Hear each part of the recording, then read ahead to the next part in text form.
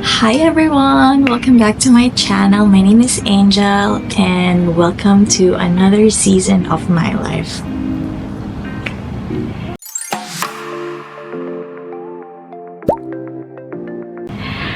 So, sa mga hindi nakakaalam, I just gave birth and as of right now, I have a very limited amount of time na mag-record ng video or mag-shoot ng video because tulog siya and any moment or any ingay or whatever, baka magising siya.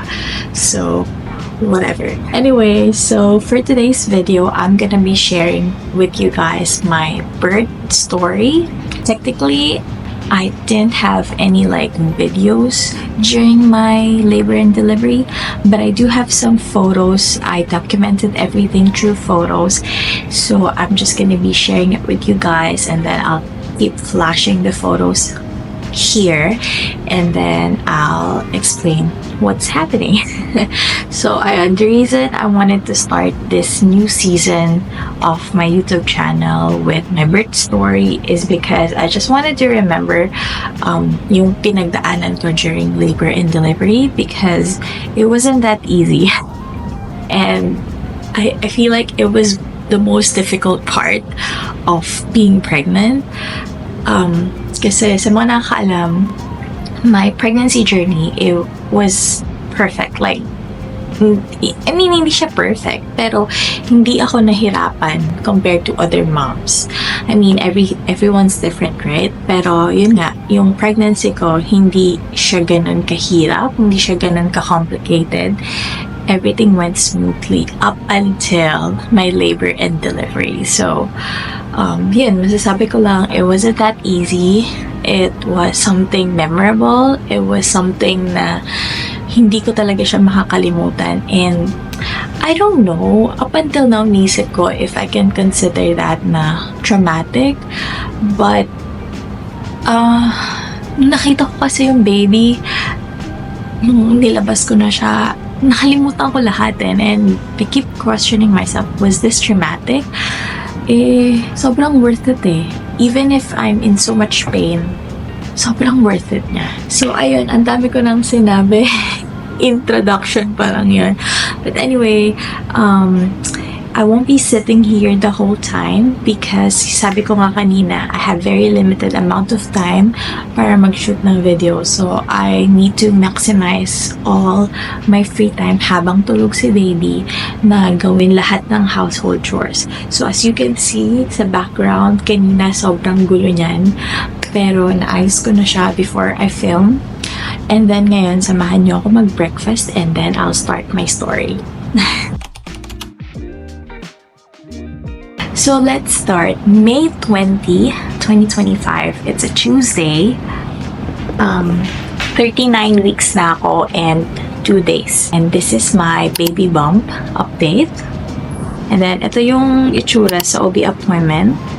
Ito yung consultation room. So, pinahiga na ako. Pinahubad na ako ng bottoms ko. So, wala akong pants and underwear niyan. Kasi, during your 39th week, usually, same lang 38th week, is a cervix check ka na. Oh, by the way, cervix check, yun yung term dito sa Canada.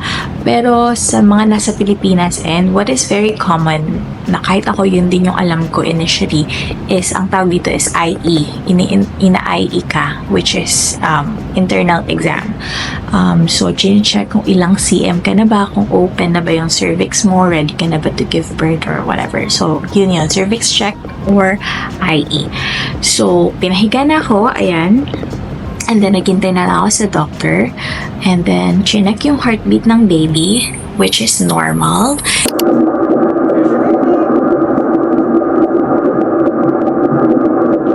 And then, chinek na nga yung cervix ko. And then, unfortunately, wala pa.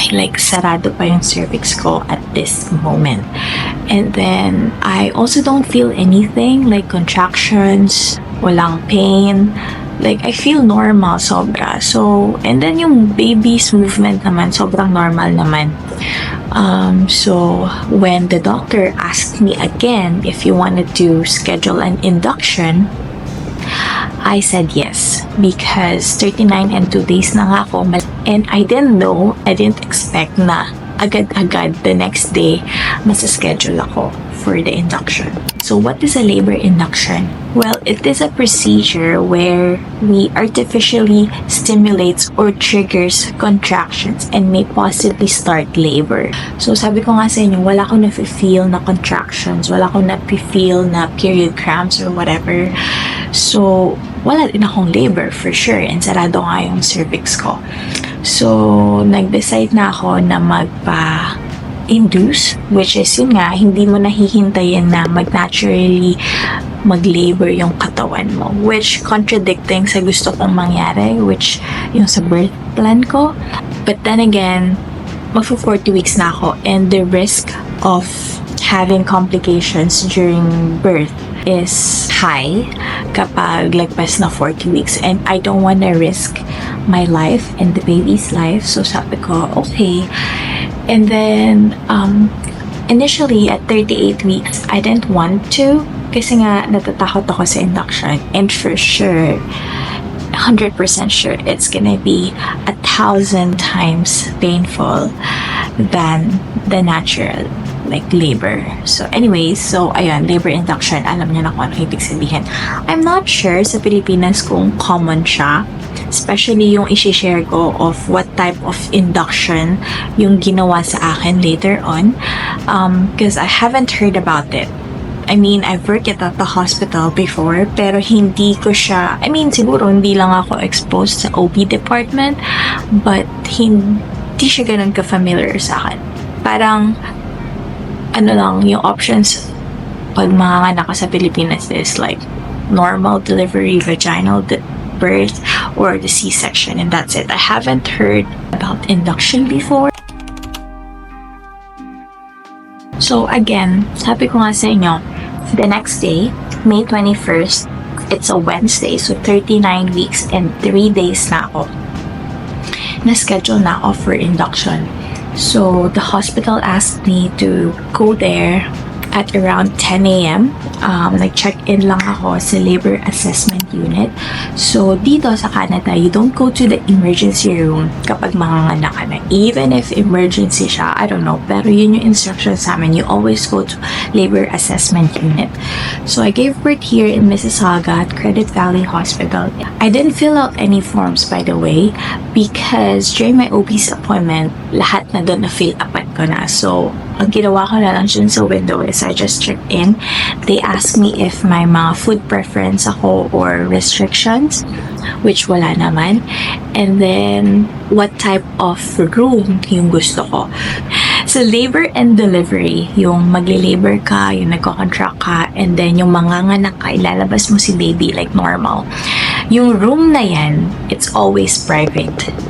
And solo mo yung room, isang room lang yung labor and delivery. I'll show you my room later kasi meron akong, I think, video or a clip or a photo ng labor and delivery room ko. So, but my point is, yung labor and delivery is a private one. Like, solo mo siya, you and your support person, maybe your husband or your mom or kung sino man yung support person mo, yung partner mo, will be in this room up until ilabas mo si baby. Okay, so that one is private, but it's OHIP covered. OHIP means yung government insurance namin dito sa Ontario, like yung health insurance namin. So this room, this labor and delivery is OHIP covered even if it's private.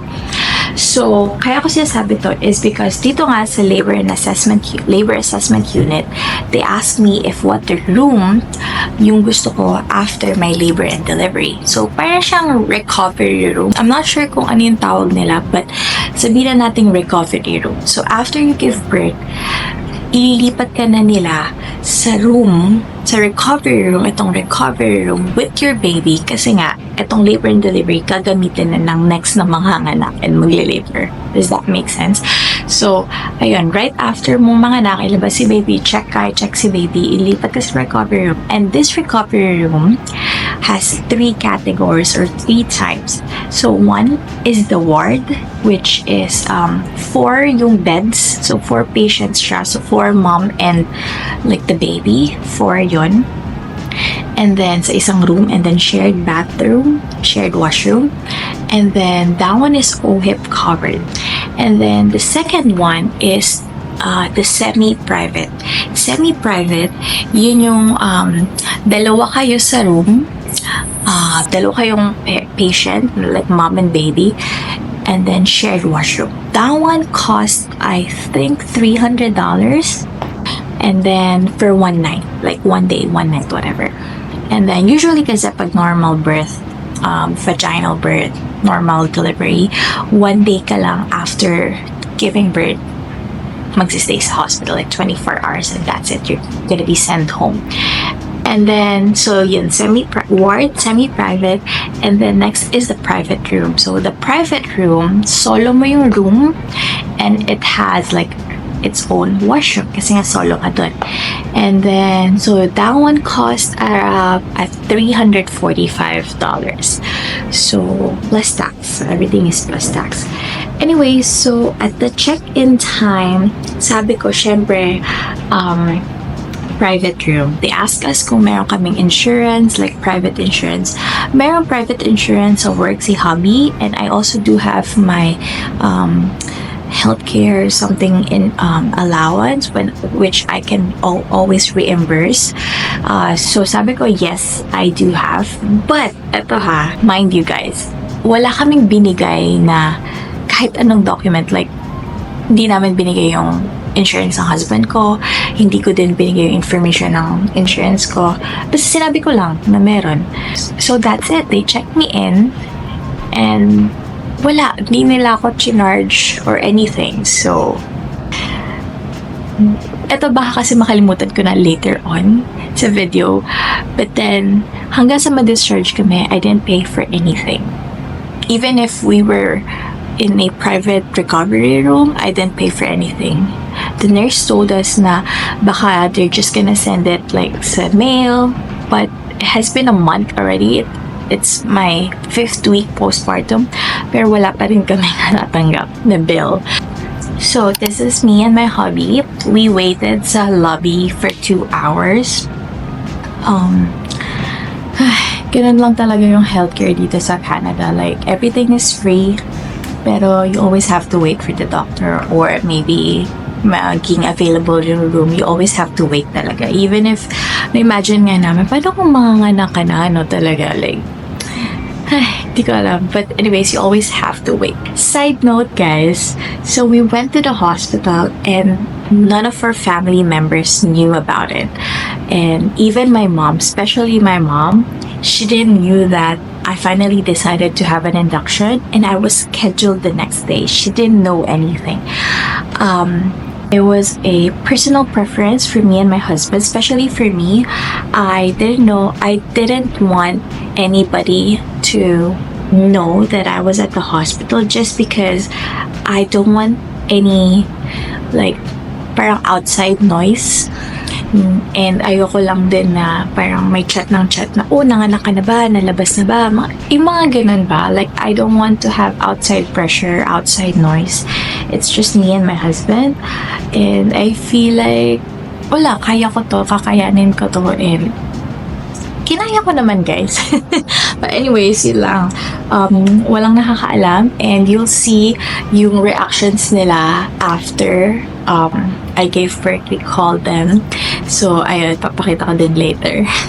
Alam mo yun, wala naman kasi talaga silang magagawa. Like, yes, they can pray for me. I know they always pray for me, regardless if manganak na or what. The whole pregnancy-wise, they always pray for me. And I'm super grateful for that. But, yun, other than that, wala naman silang magagawa. Like, if nag-bleeding ako or whatever happens, like negative ba yun, whatever. Wala silang magagawa. It's just me and my husband to face this reality. But, ayun, it was a personal preference, and I'm so happy na, hindi namin sinabi kahit kanino. I didn't even post anything. I'll let you know later during my induction process na at some point, gusto ko nang siyang sabihin sa mom ko because I was in so much pain. But anyway, moving on. After 2 hours of waiting, finally, nandito na tayo sa induction room and pinapalit na nila ako ng hospital gown. And then, we waited for, I think, half an hour to an hour. Nandyan lang ako sa bed.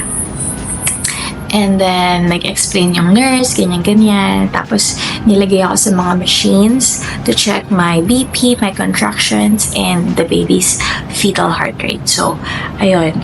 And then, so we waited for 30 minutes to an hour. So, sa induction, mayroon mga different types of, like, paano ka i-induce. So, in-explain to ng nurse, ang cervical balloon or ang Foley balloon. Di ko alam kung makakapaglagay ako ng clip dito.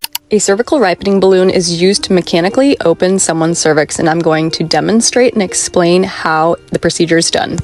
So here it is right out of the package. Your provider, whether it be a midwife or a doctor, will use this stylet to guide it into the vaginal canal through the cervix. So here is my Play-Doh cervix. Your cervix should be slightly dilated to get this tool in.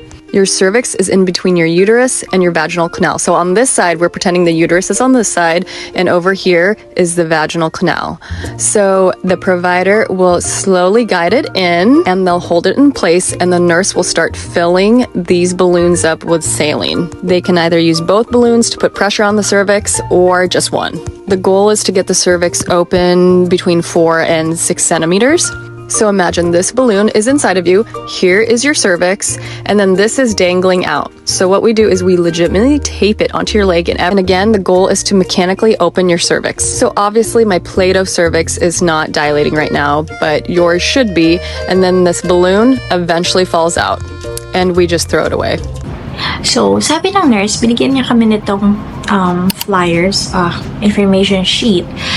And then, sabi niya, the doctor will gonna be checking your cervix. If sarado pa rin yung cervix mo, if wala pang 3 cm yung cervix mo, 100% ito yung gagawin sa yung type of induction.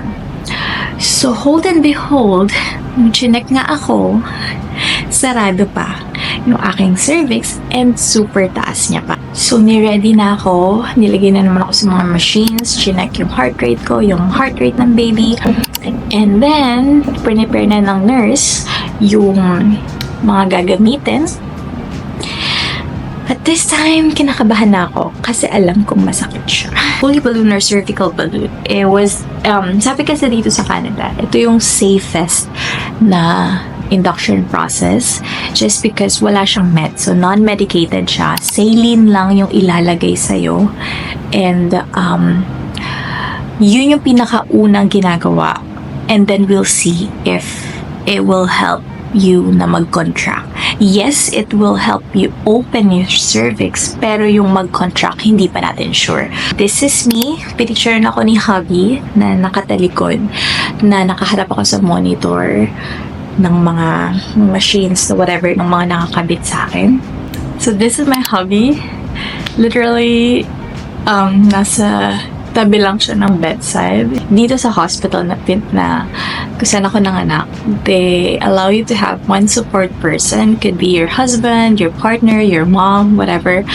And yung support person na yun is kasama mo siya sa kahit anong procedure, sa kahit anong consultation, sa kahit anong gagawin sa'yo, hanggang sa mga nandyan siya kasama mo sa loob ng room.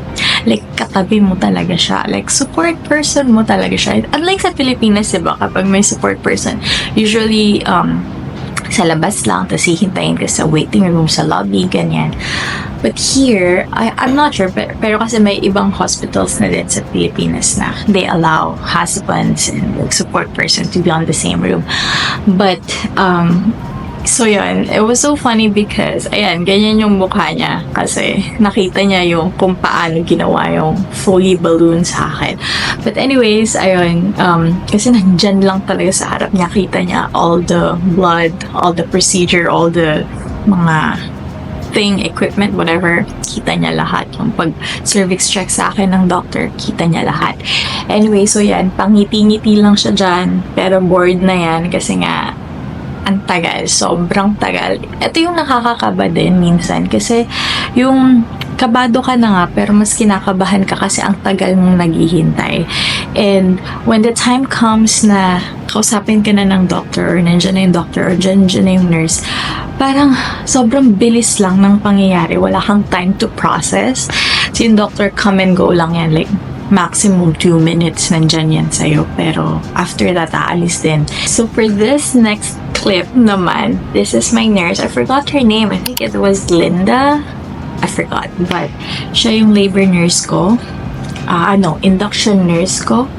And then, so, andyan kaming dalawa. Ito yung point of view ko. Nakahiga ako. And then, sa baba ko, nandyan na, naka-ready na yung Foley balloon. Yung pang Foley balloon. And then, nandyan lang siya nakatayo kasi hinintay namin yung doctor, yung OB, nandyan lang sa kabilang side. May kausap lang sa phone. And then, ayun, punta na siya sa akin to check up on me. So, ayun lang, cervix check ako. Close pa nga. So, ginawa yung Foley balloon. Girl, nung una, okay pa. Nung ginagawa yung procedure, okay pa. Pero nung sinabi na nung doctor na, okay, you will feel pressure in you will feel cramps, sabi niya. You will feel cramps in 1, 2, 3, and gosh, napapikit na lang talaga ako. Alam mo yung period cramps mo pag first or second day mo ng period, ng menstruation mo. Ganun level, pero 10 times. Yung pain level ko dito, guys, it's 100/10. Super duper sakit. Yung process niya itself, less than 5 minutes siya, guys. I think it was just less than a minute. No, sabihin natin less than 5 minutes. Pero yung pagpasok niya na nung saline, dun ako may na-feel. Kasi in-inflate niya na yung balloon, naka-feel ako ng pressure down there. And yung pressure na yun, nag-create siya ng cramps. And yung cramps na yun, it lasted for less than a minute. Sabihin natin mga 30 seconds. Nung pinapasok niya lang talaga yung saline, grabe yung pain. As in, napaluha na lang talaga. I couldn't shout. I couldn't scream. I couldn't say anything. What can I do? Ayun na yun eh, di ba? And I just trusted the process na safe to and they know what they're doing. So yun, after niya mapasok yung saline, after niya ma-inflate yung balloon, okay na. Yung pain ko noon during that time is 100/10.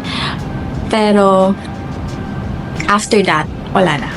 Yung na-feel ko na nung nandun na sa loob ko yung Foley balloon, para lang ako may tampons sa loob. And then, meron lang ding nakalaylay na, na string. Hindi siya string, it's yung Foley catheter, whatever, yung anong tawag ba dun. But, ayun, tas nilagyan lang ng tape sa thighs ko para hindi siya medyo, ganon. Anyways, after maipasok yun, hindi pa ako pinauwi kasi chinek mo na yung heart rate ko, yung heart rate ni baby, and if mag-contract ako at that time. So, like 20 minutes, 30 minutes pa ako nagstay doon sa induction room. And then, after that, everything went well. And then, sa Foley balloon na induction process, pinapauwi ka ng hospital after that. Babalik ka ng hospital after 24 hours kapag hindi kusang nalaglag yung Foley balloon. Pero if nalaglag yung Foley balloon sa loob ng 24 hours na yun, I have to call the hospital and check in on them kung ano yung next na gagawin. But on my case, hindi siya nalaglag for the 24 hours mark. 24-hour mark. So, pumunta ulit kami the next day. So, anyways, yun. Pinauwi muna kami and then nag-lunch kami and then nag-rest ako kasi I feel different. Wala nang pain, but I feel different at that time. So, natulog na lang ako nung hapon after lunch. Ayun, natapos na yung first day ng induction process natin. Ito yung parking machine, whatever, parking ticket machine. Pinicturean ko siya and inasama ko lang din siya to point out na dito sa Canada, sobrang grateful ako sa healthcare benefits kasi itong induction process na to, so dami nang ginawa sa akin. Nervix check ako, chinek yung heart rate ni baby, chinek yung BP ko, yung contractions ko, whatever. Ang tagal namin sa hospital and ginawan ako ng Foley balloon. But then, wala kaming pinayaran ni piso ni $1. Ang binayaran lang namin is yung parking ticket. And because we exceeded dun sa 30 minutes or less, ang binayaran namin was the daily maximum. So, that was $20 plus tax. So, anyhow, yun, sobrang grateful ako talaga sa healthcare dito sa Canada. Kasi during my whole pregnancy, I didn't pay for anything. Yung mga ultrasound ko, yung mga OB appointment ko, wala talaga. So, anyways, ayun. Diyan nagtatapos yung induction natin. Day 1. Day 1 pa lang, guys. So, the next day, guys, it's May 22. It's a Thursday. 39 weeks na ako and 4 days. Ito yung baby bump natin. So, this is the induction day 2. So, sabi ko nga sa inyo, pinauwi muna kami. Tapos, babalik the next day for another checkup. Titingnan kung saan na ba tayo, anong gagawin na, anong next phase ng induction yung gagawin. Anyway, I'll share to you guys kung ano yung nangyari sa akin habang may Foley balloon ako. So, last night, it was a sleepless night. Literally, from 12:30 a.m. until 4:30 a.m., I started feeling cramps. Like, yung period cramps, mga 10 times yung ganon. And then, hindi ko kasi alam kung ano yung, at that time, hindi ko alam yung difference ng cramps and yung contractions. So, and then, meron akong contraction timer na app sa phone ko. So, I recorded everything. Every time may ma-feel akong pain, yung cramps na sinasabi, i-record ko siya. So, yung na-record ko, yung cramps na yun, it's lasting for 1 minute. And yung interval niya is every 10 to 30 minutes. So, I try to slip in na tuwing titigil siya kasi 1 minute lang naman yung mafe-feel mong cramps. Pero super sakit talaga, guys. Like, umiiyak ako and I'm like, maganon ako kasi sobrang sakit talaga. So, every time natitigil yung cramps, yung 10 to 30 minutes na interval na yun, tatry kong matulog. But sometimes kasi, 10 minutes lang yung interval. So, kakapikit ko pa lang, mafe-feel ko na naman yung contraction and super sakit niya. So, I ended up not sleeping from 12:30 to 4:30 in the morning. Pain level, let's say 8 out of 10, but it was painful talaga. And yun, it was a crazy, ang description ko, it was a crazy, painful period cramps. Yung feeling mong may pressure down there na naiihi ka, napupuk ka, na hindi mo maintindihan, ganun siya. Akala ko nga nananaginip ako at some point. Kaya tumayo ako and I peed. And then, nag-cramps talaga ako. So, it was real. Mga 5 a.m., finally, tumigil na yung cramps. So, from 5 a.m. hanggang mga 9:30 a.m., natutulog na ako ng mahimbing. Thankfully. So, ayun. Bumangon ako mga 9:30-ish kasi nga, we have to go back to the hospital kasi chinek ko, nandun pa rin yung Foley balloon. Hindi siya kusang nalaglag. So, we have to come to go back to the hospital after 24 hours. So, yung 24 hours was 1 p.m. kasi 1 p.m. nalagay yung Foley balloon sa akin the other day. So, this is me sa labor assessment unit sa isang room nila doon sa loob. Pinapalit na nila ako ng hospital gown again and then kinabit na nila ulit ako sa monitors to check my heart rate, my baby's heart rate, my contractions, ganun. And then, the nurse came in and checked on me. Tinanong niya ako if gusto ko daw bang hilahin yung Foley balloon. Like, what? Hilahin? Paano? So sabi ko, no, I can't. Then, she pulled it in. Tas yun.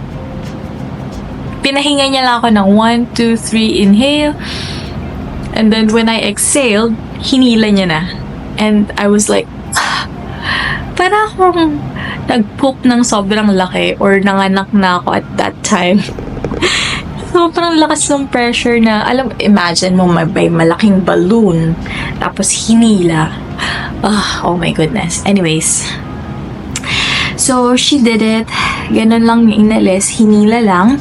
Yung feeling ko noon na para na akong nanganganak kasi nga may lumabas na big chunk of ball down there.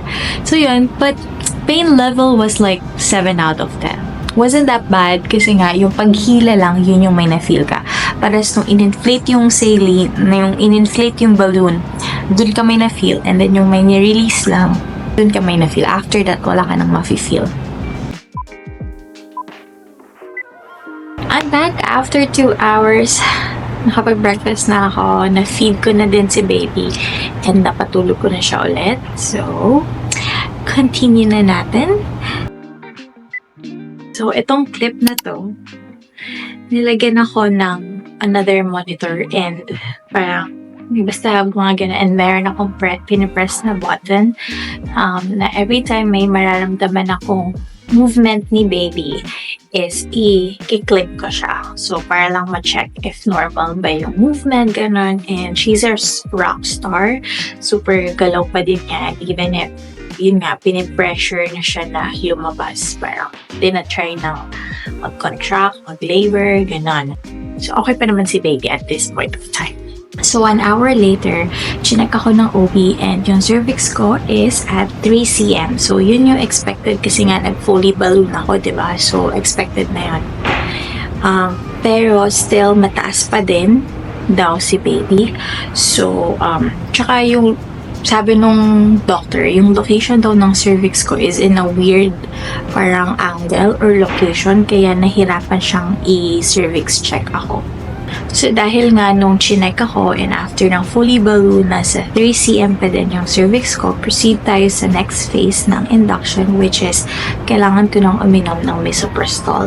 So, ayan yung cup ng first dose ko ng misoprostol. So, during misoprostol phase of induction, ang nangyayari is ganito.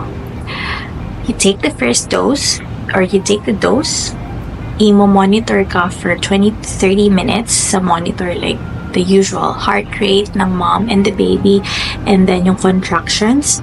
And then after that, they'll ask you to walk around for an hour sa hospital kasi they say it helps nga daw na ma-push yung labor or ma-trigger yung contractions if you keep walking. So, yun, 1 hour kang maglalakad and then you come back again to that same room na pinakita ko sa inyo na nandun ako sa labor assessment unit and then they'll check me again for 20 to 30 minutes back to the monitors. Same thing, heart rate ni mom, ng baby, and the contractions. That's it. So, I did that first dose. This is my photo. So, wala kang choice. Naka-hospital gown ka. Hindi ka naman pwedeng lumabas din ng hospital na nakaganyan ka. And look at me. Ganyan yung itsura ko. And yung kahabaan ng hallway na yan sa hospital, yan yung binaback and forth kong nilalakad for 1 hour na nakaganyan yung hospital gown. Medyo meron pang opening yan sa likod so I have to tie it kasi kita na yung underwear ko and naka-diapers pa ako sa ilalim. And then, I also keep drinking water. As you can see, meron akong dalang parang tumbler dyan. So, I keep drinking water. So, yeah. So, my first dose was taken at 3 p.m. And then, bumalik kami ng room at 5 p.m. after walking. Still no contractions, no chinek ako, so I have to take another dose of misoprostol. So second dose was taken at 5 p.m. And then same thing, same routine. After 1 hour, bumalik ulit ako and chinek ako. Still no contractions. 7 p.m. I took my third dose. and then same routine. In between those 1 hour walks, we try to eat. Kumain kami ng lunch, kumain din kami ng dinner ng hubby ko. And yun, more water and more walking as well. So for me, I asked my husband to just stay in one place. Umupo lang muna siya. If he wants to walk, he can. But most of the time, ako lang yung naglalakad na pabalik-balik. I just don't want him to be burnt out as well. So yun, nagsi-cellphone lang siya. So third dose at 7 p.m. And then 9 p.m., still no contractions or anything, no pain, wala akong nararamdaman. No, hindi naman sa walang nararamdaman, but masasabi ko lang walang regular contractions. Like, kung sabi mong regular contractions, it's lasting for 1 minute and 5 minutes yung interval, and then for good 1 hour. Pero every time na naglalakad ako ng 1 hour na yun, wala akong nafe-feel. Nothing is consistent or nothing is regular. So, 9 p.m., bumalik kami sa same room, and they gave me my 4th dose of misoprostol. Again, keep walking, keep hydrating myself. So, at 11 p.m., bumalik kami sa taas, and then the labor assessment unit, yung sa front desk, they told me na hindi na kami babalik dun sa room namin, because dadalhin na kami sa labor and delivery room, which is the birthing suite nga. This is my hubby. Sobrang bored niya na sa labor and assessment unit. Imagine, I took 4 doses of misoprostol, and it's like a 2-hour cycle. And then, super bored na din siya. So, nagdo-drawing na lang siya dyan sa gilid. Again, yung support person mo, nandyan lang siya sa bedside. Like, nasa tabi lang ng mismong bed ng patient. The next photo is, nilagyan na nila ako before pala ng 4th dose ko, or during my 4th dose, bago nila ako pinag-walking for 1 hour. So, nilagyan na nila ako ng IV na like pang-abang for later pag labor and delivery, if I need blood or I need extra fluids or I need epidural, whatever, I don't know. Basta nilagyan na nila ako niyan. So, I was walking around nung last dose ko ng misoprostol sa hospital na may ganyan na ako sa kamay. And it wasn't that painful. Kinuha na din ako ng dugo just to check if everything's still okay with my system, and to check my blood type just in case I would need blood later on. So at this point of time, before tayo pumunta sa labor and delivery room, at this point of time, nung 4th dose ko, yung papunta na ng 9 to 11 p.m., medyo drained na ako nito, to be honest. I feel like kung super bored na yung support person ko, ako hindi lang sa bored. I'm tired, I'm exhausted, I'm drained, na I wanted to give up. Like, parang gusto ko na lang sa bahala yung panganganak ko, na feeling ko ayaw pa talagang lumabas ni baby at this point of time, because I already had 4 doses of misoprostol and I still don't feel anything. Like, I'm still okay, other than I'm exhausted, I'm drained.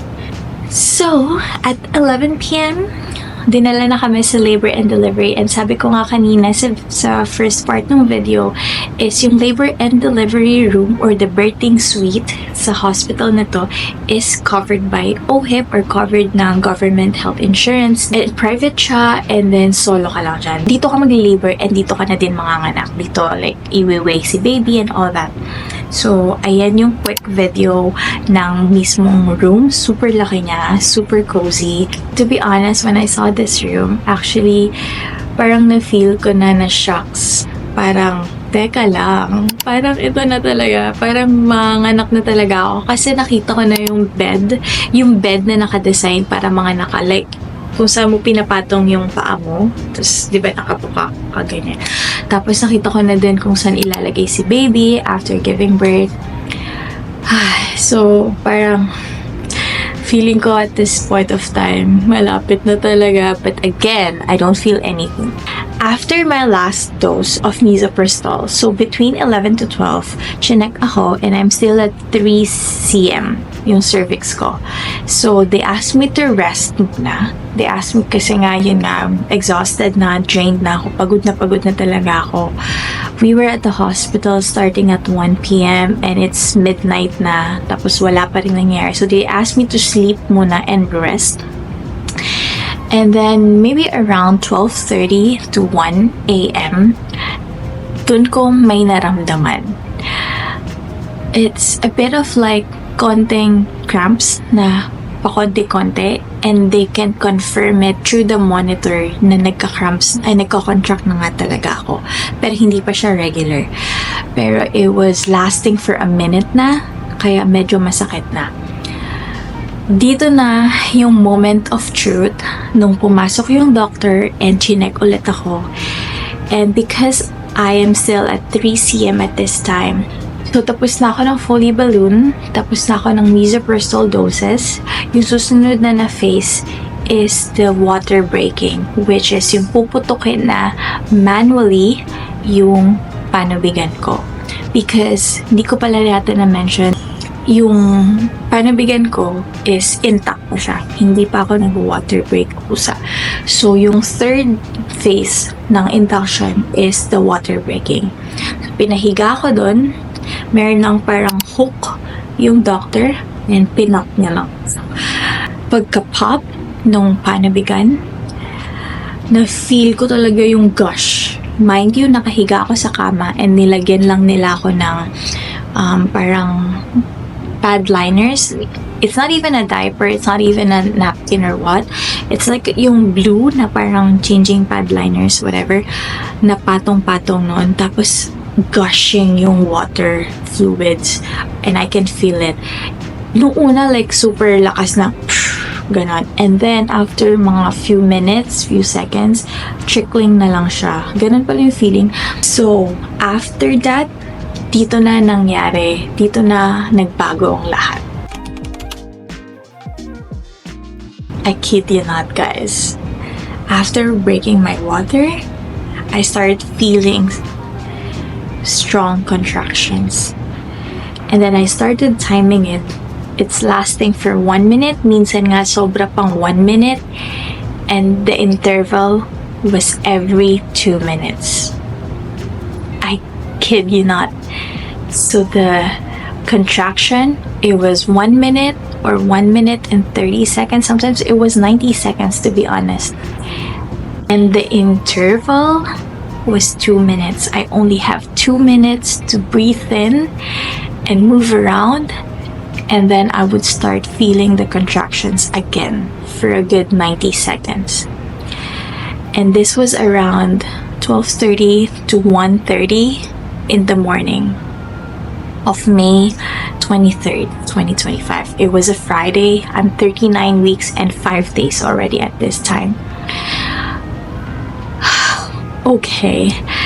And at this point of time, I knew to myself that I'm gonna be asking for epidural. And I keep telling my nurse, can I ask for epidural now? Can I ask for the doctor already? Can we get the anesthesiologist to give me epidural? So epidural, it's a pain reliever na nilalagay sa likod, sa spine, sa parang open space, whatever, sa spine. So, this is something na wala talaga sa birth plan ko, but I knew. When I decided to go for induction, I knew to myself na hihingi talaga ako ng epidural because the pain was crazy. It was crazy. And please remember, at this point of time, I'm having a regular contractions of 1 minute and 2 minutes interval. I kid you not, it was regular. And the reason I called for epidural as early as that was because alam ko na matagal tawagin ang mga doctors. But, to my surprise, after 10 minutes, nandyan na agad yung doctor. And they asked my husband to leave the room first ito lang yung part nung mismo labor and delivery ko and even the induction process na wala yung hubby ko. Maybe because they wanted the place to be sterile or I don't know, basta wala yung hubby ko during yung insertion ng epidural. Okay. I told you to remember that I'm still in contractions, right? So imagine having or getting an epidural and having a contraction all at the same time. I'm not sure if everyone's familiar of how epidural works, but for me, I know what's epidural, but I didn't know how weird the position you need to be on para malagay siya. So, ang itsura niya is, let me show you. So, nasa bed ka, di ba? And then the doctor will ask you to sit comfortably, and then the doctor will ask you to lean forward and like relax your shoulder, something like that. But it's kind of like in a weird position na parang gaganon ka, but you have to relax. The point is, the doctor keeps asking me to relax. How can I relax, guys? I told you, I'm having a contractions 1 minute every 2 minutes.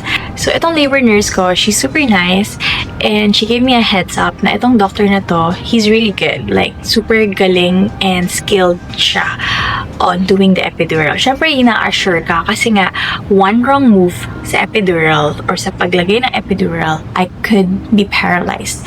Super galing nitong doctor na to, pero minsan nga yung words nga daw, medyo wag ko na lang daw personalin. So, at that time, wala na ako pakialam, guys, kasi hindi na ako nakaka-focus. Sobrang sakit na talaga ng contractions ko after my water breaking. Before malagay, I was in a weird position na nakaganyan ako. Basta nakayuko ako na hindi ko ma-relax yung shoulder ko and nagagalit na yung doctor kasi nga konting galaw ko. Paano hindi ako gagalaw? Sobrang sakit. Tapos umiiyak na ako. Literally umiiyak na talaga ako. Sabi ko, yung ganito na ako. Literally, I kid you not. Sa buong experience ko, fully balloon, pain level, and then nandito yung epidural level. Sobrang sakit. Siguro 1,000/10 yung pain. Naiyak pa ako pag naalala ko. Kasi sobrang sakit talaga niya. And ang tagal kasi sterile pa yung likod mo, pinupunasan, ang daming mga pinaposition, mini-measure, mga gano'n. Kasi nga spine yan. Pag konting mamali siya, mapaparalyze ako. So, ang tagal. The procedure lasted for like less than 5 minutes. A total of less than 20 minutes ngayon. Magaling siya. But then, siguro kung hindi ako nagko-contract and I had the epidural, siguro I can better position myself for the doctor. Pero kasi at that time, girl, sobrang sakit talaga ng puson ko. Tapos, di ba, imagine may bump ako, di ba, kasi may baby bump ka. And then you have to lean forward. So parang nadidiinan yung chan ko, na feeling ko naiipit na din yung baby. Tapos, nagko-contract pa yung cervix ko. Tapos, yung uterus ko, kung ano man yung nagko-contract. And he wants me to relax. Anyways, so, bottom line, nalagay na yung epidural. It was magical. Like, I didn't feel anything after that. Tinanong ko yung nurse, like, after epidural, may mafe-feel ba akong pain, pressure, whatever? Paano ko malalaman if nagko-contract? So, sabi niya, you'll feel a pressure. You won't feel pain, but you will feel pressure. And doon natin malalaman if nagko-contract. And with those monitors din na nakakabit sa akin, makikita din nila if nagko-contract ako or not. So, we can confirm or the nurse can tell me na, oh, you're contracting. Do you feel anything? Para ma-identify ko what contraction feels like during an like having an epidural. Bago din umalis yung doctor, he said sorry to me. He's so nice na sabi niya, yun, nag-iingat lang siya and sorry kasi pinapagalitan niya ako and nagagalit na siya, ganyan-ganyan. And he was shouting and I was crying and he comforted me and he understood that I'm in pain and he checked on me if I can move my legs, if, alam mo yun, okay yung functions ko. So, he's super nice naman. I forgot his name. Don't remember. I wasn't able to take down notes, whatever. But yeah. Until now, I'm okay. Like, wala namang na-paralyzed. Thank you so much.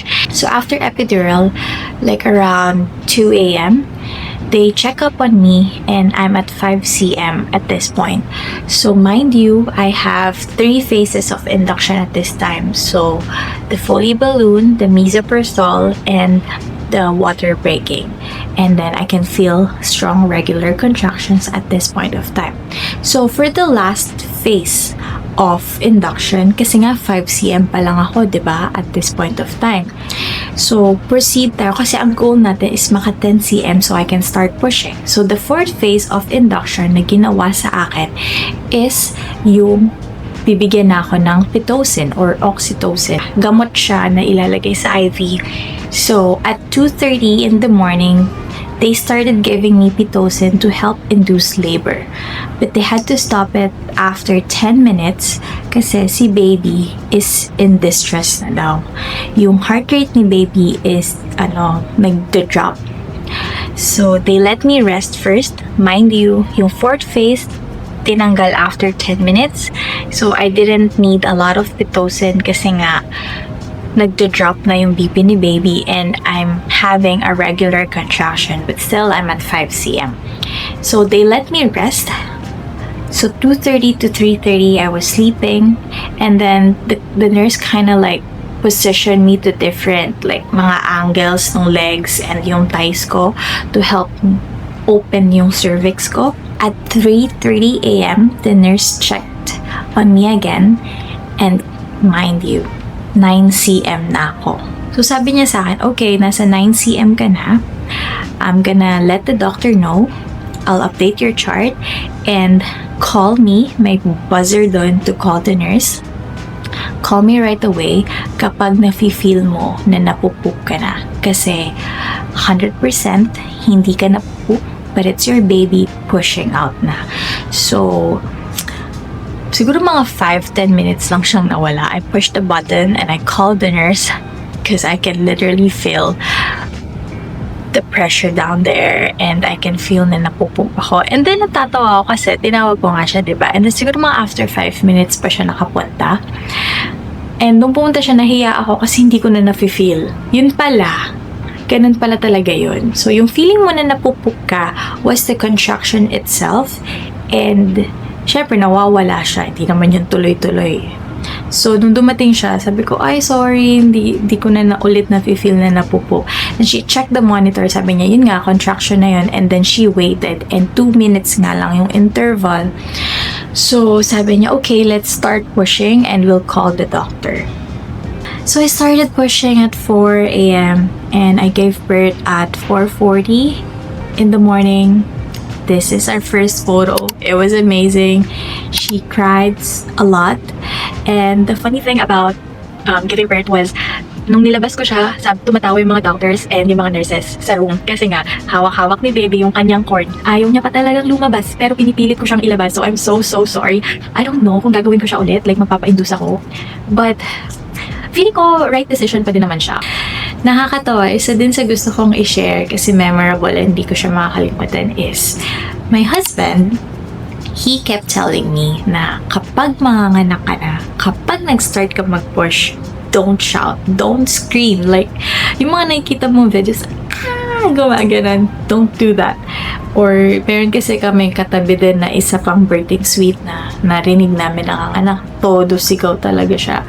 So, I know naman na hindi ka dapat sumigaw kasi yung pressure mapupunta sa taas. So, but then when you push, kailangan pababa yung pressure, di ba? Yung pag-push. So, hindi naman ako sumigaw.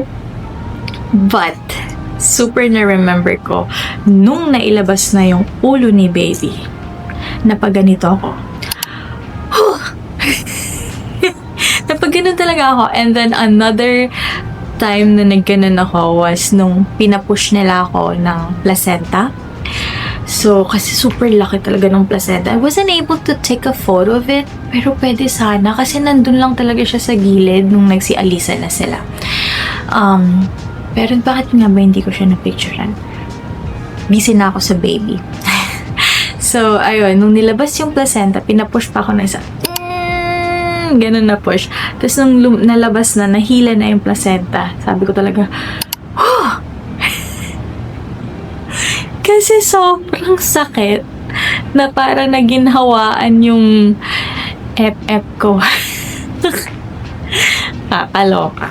But anyways, yun. I did a good job naman kasi hindi ako sumigaw. So, na-proud naman yung hobby ko for that. Siguro. So, ayun nga, baby's out at 4:40 a.m. I have to wrap up this video kasi feeling ko magigising na yung isang bata dyan. Ito yung sanapi ko. At that time, her cry gave me the sigh of relief na finally nairaos din. Her cry was an ultimate reason to move forward and kalimutan lahat ng pain na nararamdaman ko. Her cry was the beginning of a new life. So they gave me an hour of skin-to-skin moment. It was precious. She was precious. She was so tiny. I couldn't believe na I carried her for 9 months and nagkasya siya sa tiyan ko. She was 5 pounds and 14 ounce and 18 inches. So, super liit niya lang talaga. But what can you expect? Maliit lang naman kasi ako. Petite ako. So, what can you expect? Hindi din naman ako makakapag-carry ng super laking baby. But, ayun. This is our photo. And then, this is our first family photo. This is the proud and exciting dad. Nawala lahat ng exhaustion namin nung nakita namin si baby, I swear. It's 4:40 in the morning. It's like 5 in the morning. So, super pagod na kami. Super antok na talaga kami. Pero nawala lahat nung nakita na namin siya. And then, sabi din ni hubby, sabi niya maiiyak na daw sana siya when he saw the baby. But then, yung nurse, yung labor nurse namin, like, keeps talking to him about, like, confirming information, confirming name, blah, blah, blah, for the sticker, yung label sa kamay, and all that. So, parang yung iyak niya, yung emotions niya na nababalik lahat. Naho-hold up, umaatras daw yung luha niya.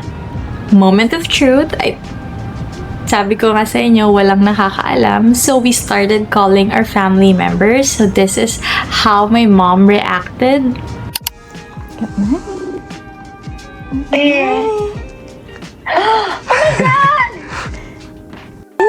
So, she was so surprised. And this was my dad and my dog's reaction. King.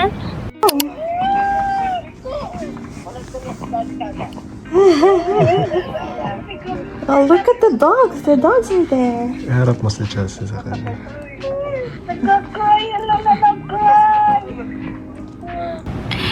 And this is my mother-in-law. This is hubby's mom's reaction. Syempre, surprise din. Ano, naganak na? And then this is her photo. I'm getting emotional just because pag naalala ko yung experience ko, sobrang priceless niya. I mean, yung recovery process ko, I'm gonna share it to you guys then sa mga susunod na videos, yung mga nandito na ako sa bahay, yung how I'm healing, na parang ang daming masakit-sakit sa katawan ko, mga ganon. But then every time nakikita mo yung baby mo, parang nawawala lahat. Na every time na nahawakan mo siya, yung okay ka, yung parang it gives you a reason to move forward, to be okay, kasi nga may isang human being na nakadepend sa'yo, and how amazing it is na meron ka ng naiyak na.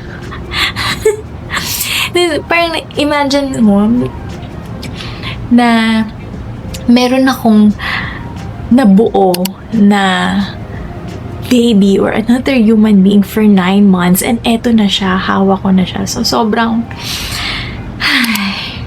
masaya lang, ganun, ang priceless. And okay, at 8:30 in the morning, we are getting transferred to the recovery room. We signed up for a private room, ito na yung sinasabi ko, which is not covered by the government health insurance. Pero okay lang kasi nga, may private insurance naman ako na I can reimburse the bill. So the room was 345 per day. Pero at that morning, wala pang available na private room. Magdi-discharge pa lang daw ng mga ibang patients na mga nanganak the other day. And we have to wait. Pero kailangan na nilang i-clear yung labor and delivery room. So, nilagay muna kami sa ward room, which is covered by the government. We stayed there for a good 3 hours. So, 4 yun. 3 yung kasama namin. Yung 3 na yun, lahat pa discharge for that day. So, I'm guessing they gave birth the day before, and the next day, na sila for discharge. So, we stayed there for a good 3 hours. Natulog ako and I had breakfast. Nagpa-dede ako sa baby, and then took a nap again.